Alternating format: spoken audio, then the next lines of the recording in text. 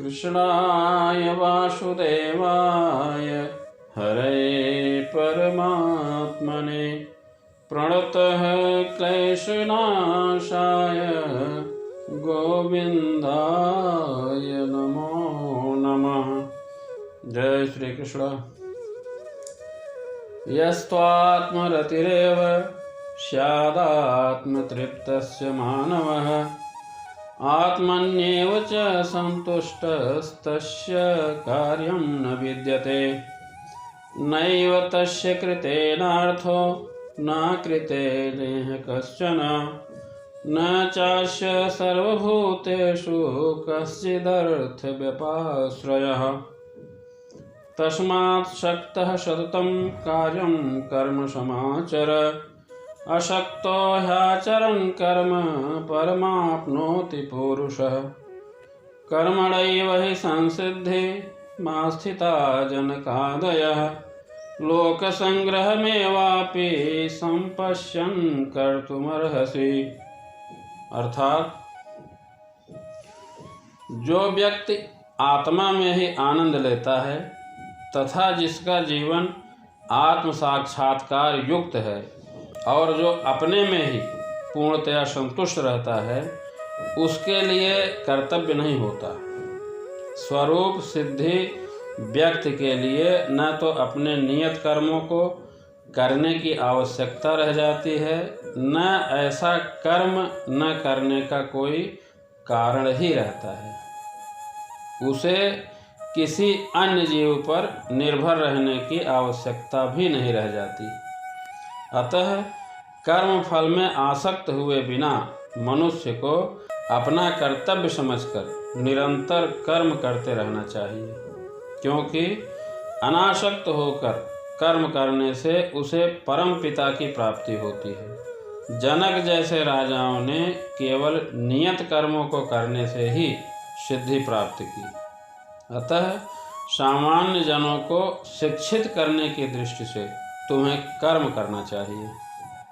जो व्यक्ति पूर्णतया भगवान का भक्त है और अपने कार्यों से पूर्णतया संतुष्ट रहता है उसे कुछ भी नियत कर्म नहीं करना होता। भगवान का भक्त होने के कारण उसके हृदय का सारा मैल तुरंत धुल जाता है। इस प्रकार जब चेतना शुद्ध हो जाती है तब परमेश्वर के साथ अपने संबंध सुदृढ़ हो जाते हैं। भगवान की कृपा से उसके सभी कार्य स्वयं प्रकाशित होने लग जाता है।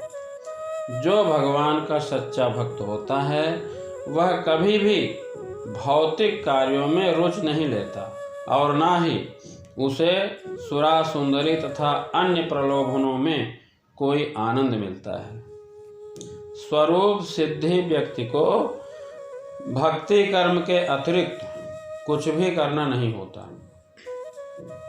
भक्तों के लिए श्री भगवान परम है। अतः जो व्यक्ति समुचित पथ प्रदर्शन पाकर और कर्म फल से अनासक्त होकर भगवान के लिए कार्य करता है वह निश्चित रूप से जीवन लक्ष्य की ओर प्रगति करता है। यहाँ पर अर्जुन से कहा जा रहा है कि वह भगवान के लिए कुरुक्षेत्र के युद्ध में लड़े, क्योंकि श्री भगवान की इच्छा है कि वह ऐसा करे।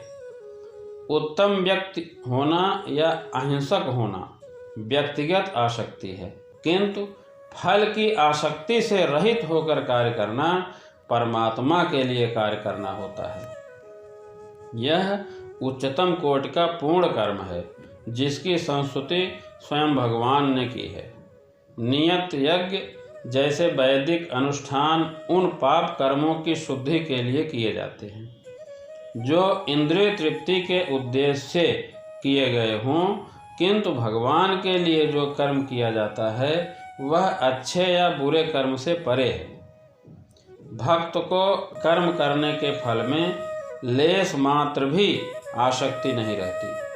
वह तो केवल भगवान के लिए कार्य करता है। वह समस्त प्रकार के कर्मों में रत रहकर भी पूर्णतया अनासक्त रहता है।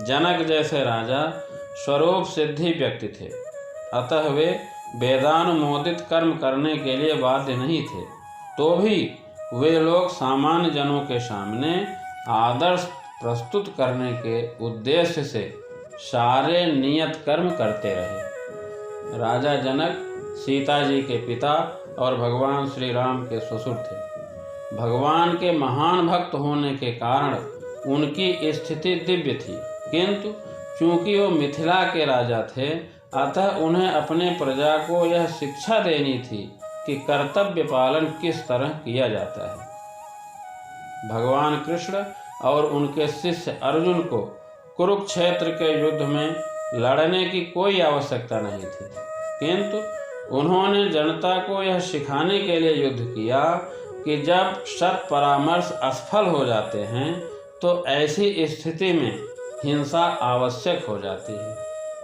कुरुक्षेत्र के युद्ध के पूर्व युद्ध निवारण के लिए भगवान तक ने सारे प्रयास किए, किंतु दूसरा पक्ष लड़ने पर तुला था। अतः ऐसे सद्धर्म के लिए युद्ध करना आवश्यक था। यद्यपि परमात्मा के भक्त को संसार में कोई रुचि नहीं हो सकती, तो भी वह जनता को यह सिखाने के लिए कि किस तरह रहना और कार्य करना चाहिए, वो कर्म करता रहता है। जय श्री कृष्ण।